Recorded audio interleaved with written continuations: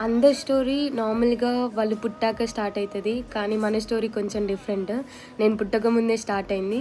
Already ఇద్దరు boys మా అన్నయ్యలు.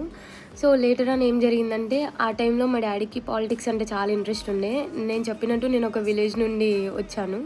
సో, ఆ టైంలో మా డ్యాడీ సర్పంచ్‌గా నిల్చోవాలని చెప్పేసి అన్నీ అప్పట్లో ఒక రూల్ ఉండేదంట. ముగ్గురు పిల్లలుంటే సర్పంచ్‌కి నిల్చోవద్దు అని చెప్పేసి. ఎగ్జాక్ట్‌లీ అదే టైంలో మా అమ్మ కడుపులో నేనున్నా. సో, ఇంకా మా డ్యాడీ, మా మమ్మీ ఫైటింగ్. సో, మా డ్యాడీ ఏమంటున్నారంటే, "వద్దు ఈ బేబీ నాకింకా. ఎందుకంటే నాకు ఎప్పటినుండో ఉన్న డ్రీమ్ సర్పంచ్ అవ్వాలని. ఇప్పుడు ఈ బేబీ వచ్చిందనుకో నేను నిల్చోలేను" అని చెప్పేసి. కానీ ఆ ఫైట్‌లో అమ్మ గెలిచింది. సో, గెలిచిన తర్వాత డ్యాడీ ఒక కండిషన్ పెట్టాడు.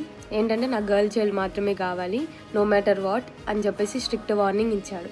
సో, ఇంకా అప్పటి నుండి స్టార్ట్ అయింది ఇంకా అమ్మకి భయం. అసలు ఏమవుతుందో తెలియదు. అప్పుడు అమ్మకి అరౌండ్ 5 months మాత్రమే. సో, ఆ తర్వాత ఏం జరిగిందో నెక్స్ట్ వీడియోలో చూద్దాం. Thank you.